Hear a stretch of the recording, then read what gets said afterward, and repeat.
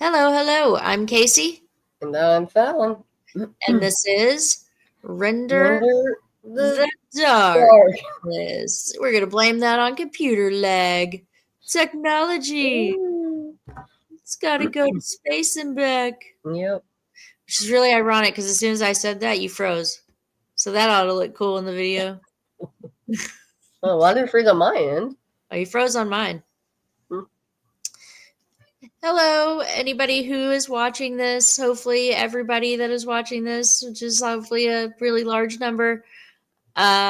We are doing this a little different this time. We have very busy months coming up for the month of June and July. So we're going to try to do it the old school way as much as possible, like we've been doing it. But every now and then, we may not be in the same place or able to record.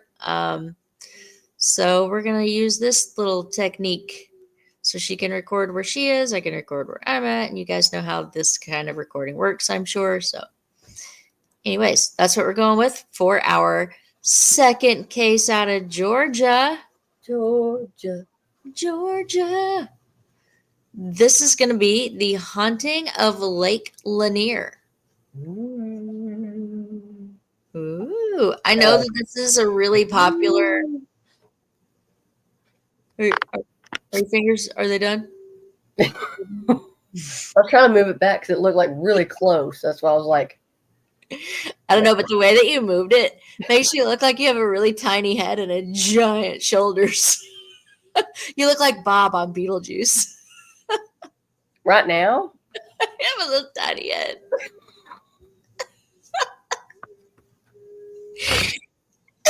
Welcome back. Oh, funny. Hmm. But anyways, I actually had never heard of Lake Lanier, which is really crazy because it's extremely popular. Actually, Yeah. very well known lake. Um, Before I get into the case, let me give you your fun fact, and this is a fun fact coming at you from my husband. Actually, this is his fun fact, and it is that a group of owls is called a parliament. All right. Did not know that. Yep, there you go. There's your fun fact. I don't know why he loves that fact so much, but he does. Like we got into the him and our youngest daughter got into that discussion about like what groups of things are called, and man, we spent probably an hour and a half going over a list of what groups of things, like what's a group of an ox called, what's a group of a penguins called, what's a group of giraffes called, like it. Anyway, that was his favorite one. Well, what's a group of crows called? A murder. All right, so now we're gonna get into the story of Lake Lanier. Lake Lanier, aka Lake Sidney Lanier, was formed in the 1950s because of the construction of the Buford or Bufford Dam, however you say that. I think I read it was in 1956 to be more specific. I don't think it was technically considered to be like completely filled until around 1959, 1960ish. The lake itself, though, like this lake is giant, like really big. Like it is almost 700 miles of shoreline, and Ooh, that's it's a lot. yeah, and it's around 26 miles long. Phew. It's huge. So the idea behind building the dam and the lake was to provide water supply and flood control, and to be used as like a hydroelectric power source for the area. Um, but in creating the lake, there was quite a bit of damage caused in order for them to be able to do that.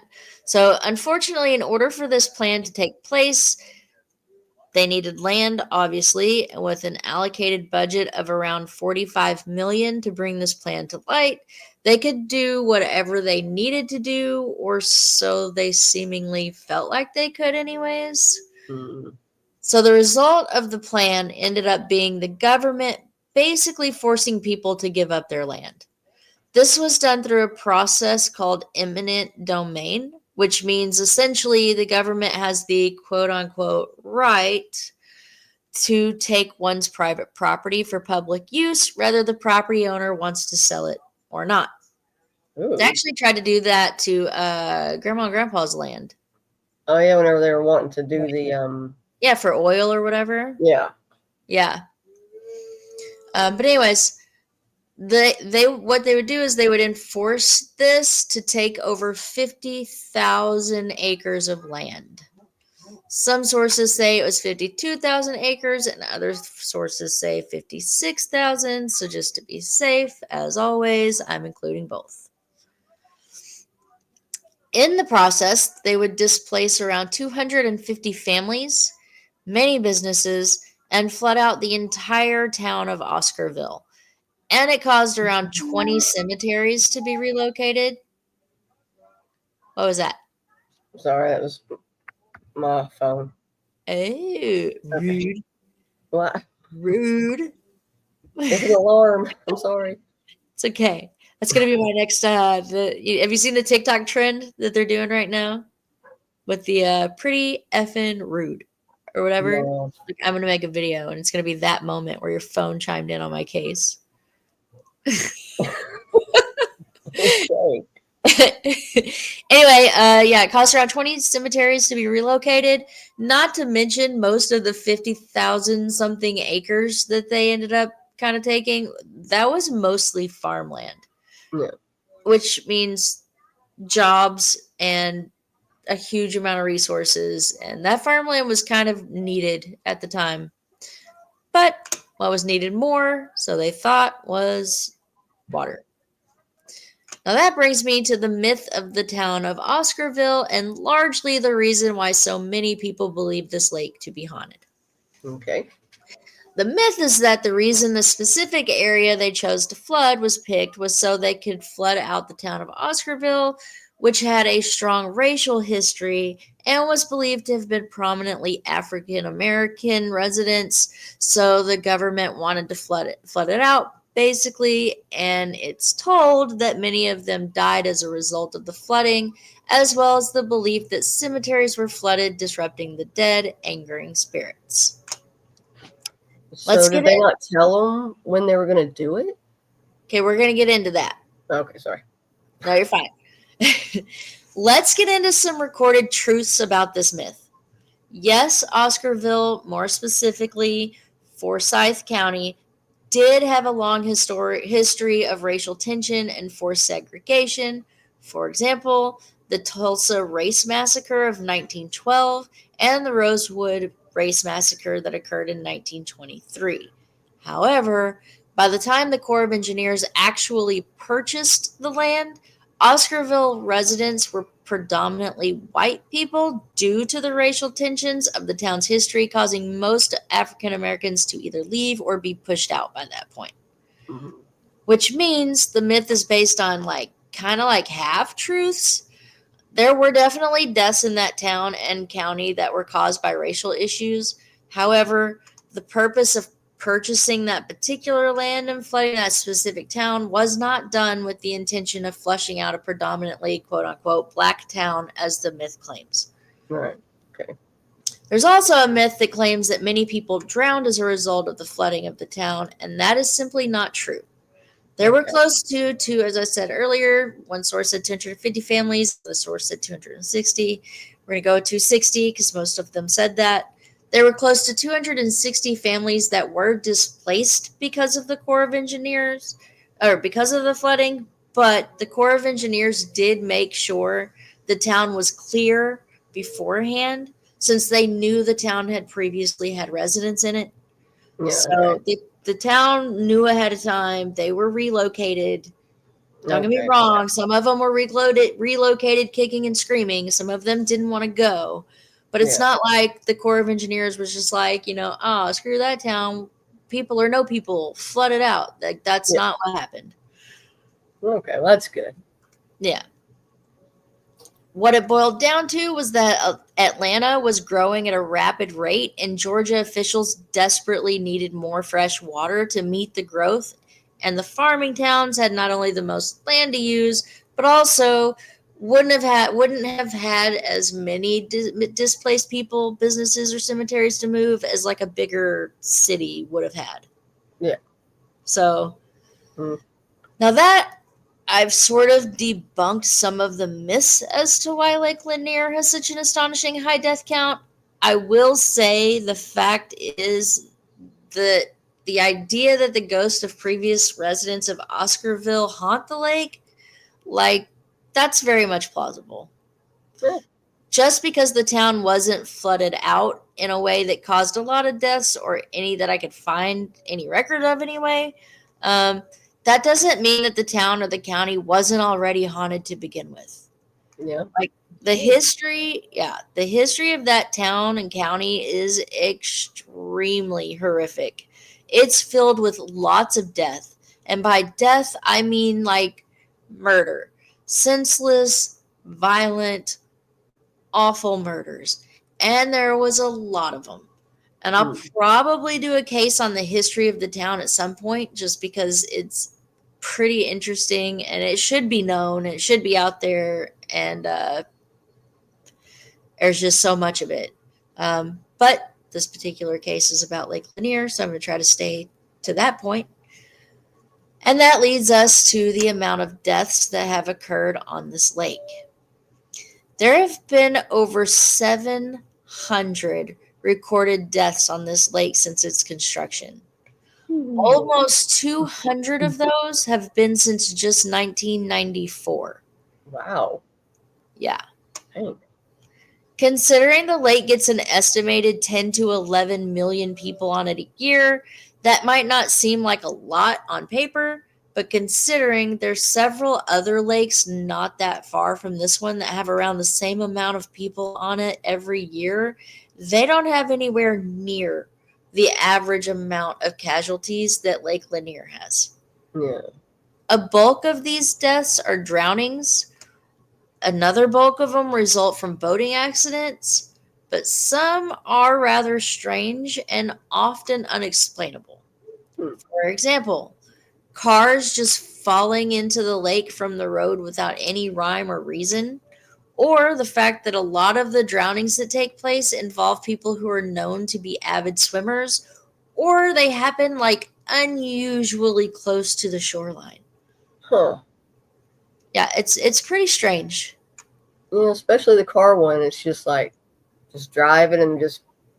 Yeah, there's multiple uh cases of that happening. Like, there's one that I read. I didn't put it in here, but there's one that I read where there was like a school bus or something, or like a van, and it had like 11 people in it, and it just went off the side of the Lanier Bridge. Hmm. They could never figure out what happened or why it went off the bridge, and I think I read like 9 of the 11 people died, or Oh. something like that, or maybe they all died. I don't remember how many of them died, but definitely there were casualties in it. Mm. Um, and one important thing to know that I didn't mention earlier is that, yes, the Corps of Engineers was tasked with moving cemeteries and clearing land beforehand. However, that didn't exactly happen entirely. Mm. In fact, a lot of structures, buildings, houses, etc., they were never removed at all. It's So there's also still like a little town in the bottom. absolutely it said that a lot of Oscarville is still there. Wow. Yeah. And it's also said that there's several unmarked graves and a couple of cemeteries that were flooded and never moved. Mm. On top of that, there's also quite a bit of debris just located underneath the water. For example, there's sunken vehicles, there's sunken boats, there's fishing wire, and all kinds of other stuff, on top of, infrastructures of houses and businesses that were Yeah. never moved. That's Um, crazy. yeah. Then there's the issue of visibility, which is almost zero. In fact, the water is so dark that eventually it was decided that it was so unsafe for rescue divers to attempt diving in it that they stopped allowing them to be sent in at all. Oh wow. Yeah. I read that they replaced the divers with robots with cameras for in place of divers going down. Wow. Yeah. Huh. I'm sure that that decision was based on the visibility issue, but I'm also sure that it was coupled with the multitude of debris located underneath the water, which tells you just how bad it is that they actually implemented that at all. Yeah. Yeah, I Like that's definitely wouldn't be getting in there if I can't see. Mm-mm. well, and there's other like things that the divers have reported saying or experiencing underneath the water that also contributed, I think, to the ultimate decision to stop sending divers down there. Okay. However, if you ask around or read about it, the main belief about the causes of death on the lake is that it's haunted. There seems to be a toss up in the belief of who is haunting it. Some believe, as I mentioned earlier, that it's the ghosts of past residents.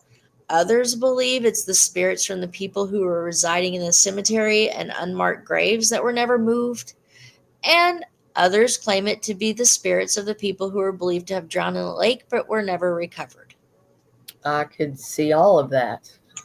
It could be, Yeah. yeah, it could very well be a compilation of all of those things. Yeah. Absolutely. So let's get a little more specific about the ghosts thought to be haunting the lake. Okay. Let's talk about the ghost known as the Lady of the Lake. Hmm. It's believed that the infamous spirit known as the Lady of the Lake belongs to a woman by the name of Delia Mae Parker. Delia Mae Parker Young, actually.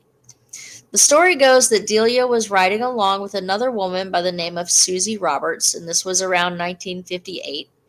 It's stated that they were on their way to a local tavern called the Three Gables, and when they went over the Lenore Bridge, based on the track marks, it was determined that Susie must have lost control of the car and the two girls must have gone off the side of the bridge. Oh. A year after the crash, human remains had floated to the surface and were found by a fisherman. Oddly, the body, which belonged to a female, was missing several toes, and some sources said she was missing one hand, other sources said she was missing both. Hmm.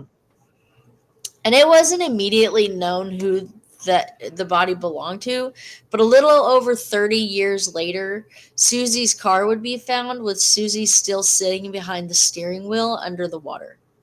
Wow. Yeah.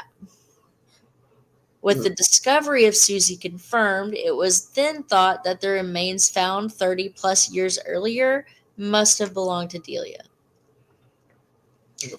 As for the ghost, many people have reported seeing a woman wearing a blue dress, like the one Delia was wearing the night of the wreck, walking back and forth on the Lanier Bridge. It's also reported that the spirit is missing its hands. Hmm. It's also been reported by people who have had close calls with death in the lake, specifically close calls with drowning.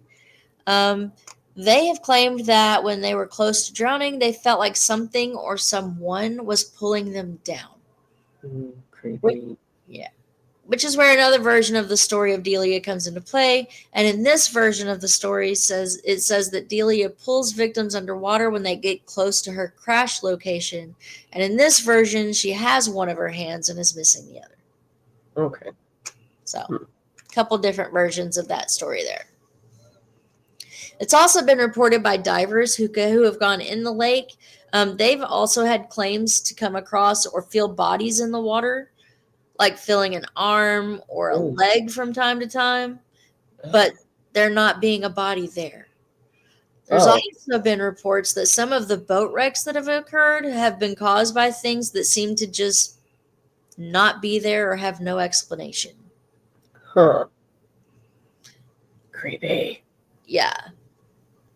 For example, there's also reports and witnesses to rogue waves just appearing out of nowhere on completely calm weather days, um, and causing boats to overturn due to Huh. hitting rogue waves.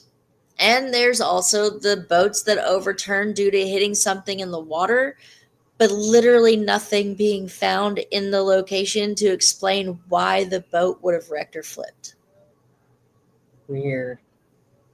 Yeah, very bizarre. Very strange things happen at this lake. There's also reports of a mysterious shadowy figure that is said to be in a raft that just shows up out of nowhere in unexplainable locations on the lake, typically at night. And the claims say that the figure is pushing itself along with a pole and it has a lantern. Oh wow, it's kind of like you know, yeah. Yeah, just like that. Exactly. I'm trying to think of what I'm trying to think of. Like the one that takes you, to hell. Like you got to give him a coin, and it's The like in the Reaper? boat. And well, no, it's not the Reaper. I can't remember what they call it. But you have to like give him a coin or whatever, and then he like takes you over to the other side. No idea what you're talking about. Okay, What is it? continue. I'll Google it. Good. I'm pretty much at the end. Pretty much I was just going to say whether the lake is haunted or not, and I believe that it is. There are so many unusual accidents that take place on this lake, from cars careening into the lake for seemingly no reason at all, to electrocutions, and even boats exploding. Ooh. So, what do you think? Is the high death rate just some bizarre compilation of crazy circumstances, or is it possible it's actually haunted? I think it's haunted. I also think it's haunted. Very, very haunted. And I also have a bonus fact for this episode, which is that this lake is actually used in several shows and movies. So, just to name a few, Ozark, which I know Hmm. you've seen. It's a series on Netflix. They used it a lot. And then there's the movie that was made based on the lake itself and its history, and that's called The Lanier. Hmm. I read that was actually a horror movie. Then there's a movie called Sabotage, which starred Arnold Schwarzenegger, where he gets dropped into Lake Lanier. And it was also featured in one of my favorite Adam Sandler movies, Blended, which starred him and Drew Barrymore. Which now on that one, it was actually filmed at Lanier Islands, which is located on a small group of islands on the lake. Hmm. So, pretty cool fact, I thought. I've never seen that movie. For shame. Oh. But it is called let's see, is it Charon? Charon. Sharon? I don't know. He's a skeleton or hideous demon. He is the ferryman. I had a He friend named carries Sharon. souls from one side of the river to the other on his boat. Ooh. Oh, Sharon's got a schmancy boat, eh? Yeah. Oh, it Smart. just reminded me of that.